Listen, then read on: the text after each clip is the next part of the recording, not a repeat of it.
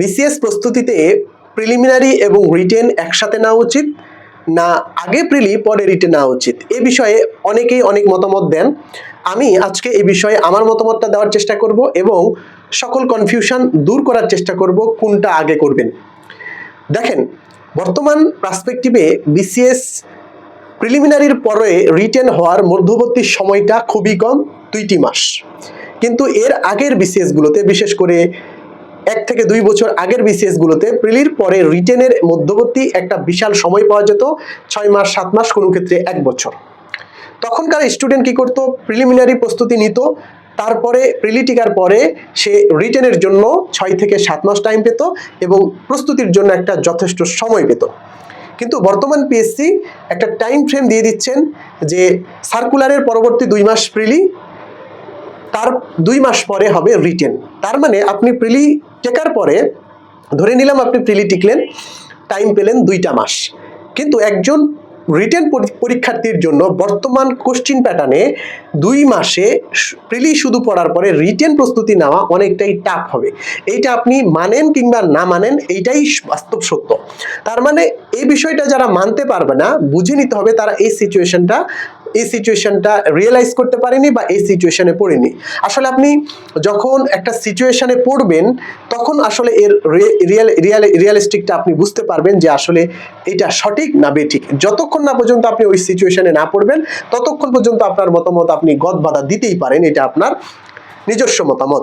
কিন্তু বেশিরভাগ মানুষই এটা বিশ্বাস করে যে বর্তমান পার্সপেক্টিভে শুধু প্রিলিমিনারি প্রস্তুতি নিয়ে বিসিএসে কোয়ালিফাই করা সম্ভব নয়, বিশেষ করে রিটেনে।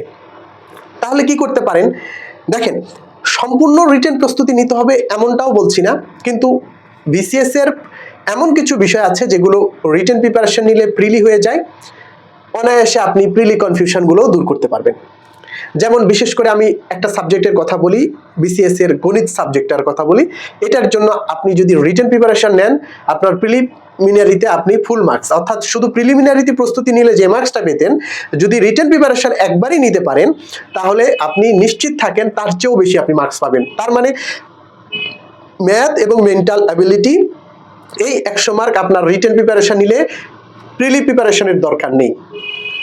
বিজ্ঞান আইসিটিটাকে যদি আপনারা রিটেন আকারে পড়েন তাহলে দেখবেন আপনি প্রিলি প্রস্তুতি নেওয়ার দরকার নেই, কারণ বর্তমান বাজারে বিজ্ঞান এবং আইসিটি এমন কোশ্চিন হচ্ছে যে রিটেন যদি পড়েন তাহলে ওইখান থেকে আপনি অ্যান্সারগুলো বেশি দিতে পারবেন। আবার সংবিধান আমরা পড়ি, সংবিধানগুলো আমরা জাস্ট এমসিকিউ আকারে পড়ি, কিন্তু এইটা যদি আমরা রিটেন আকারে পড়ে ফেলি তাহলে দেখা গেল যে আমরা রিটেনেও 20 মার্ক কাজে লাগবে, আবার প্রিলিমিনারিতেও আপনি সহজে অ্যান্সার করতে পারবেন।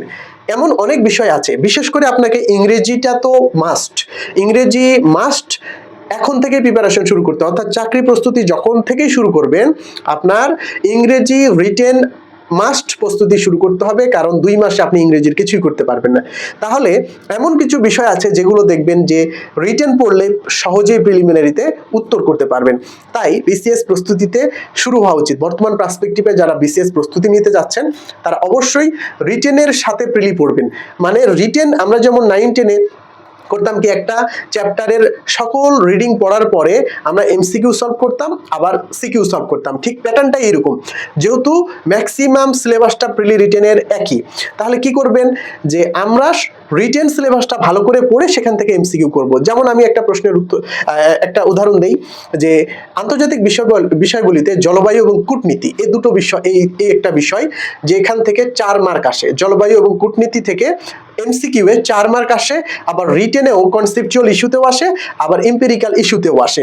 সো এই বিষয়টা কিভাবে পড়বেন? তাহলে আপনি কি করবেন, এটার একটা ব্রড ধারণা নেবেন, এবং ব্রড ধারণা নিলেই আপনি দেখবেন সেখান থেকে এমসিকিউ আপনার অনেকটা ইজি হয়ে যাচ্ছে। তার মানে কি হলো যে আপনি এই জলবায়ু কূটনীতিটা রিডিং আকারে পড়ে ফেললেন, এতে যত পেজ হয় হলো, সেখান থেকে আপনি এমসিকিউ সিকিউ আকারে কোশ্চেনগুলো আপনি সলভ করছেন। এক কথা আমরা এসএসসি লেভেলে যেভাবে সিকিউ মানে একটা বই অধ্যায় শেষ করার পরে এমসিকিউ সিকিউ করছি, ঠিক আমাদের বিসিএস প্রস্তুতিটাও বর্তমানে এরকম হয়ে যাচ্ছে। তাহলে আমরা বলতে পারি যে এখন বর্তমান পার্সপেক্টিভে বিসিএস এর যে ধরন হচ্ছে, একই সাথে বিসিএস প্রিলিমিনারি এবং রিটেনটাই প্রস্তুতি নেওয়া উচিত আমার মতে।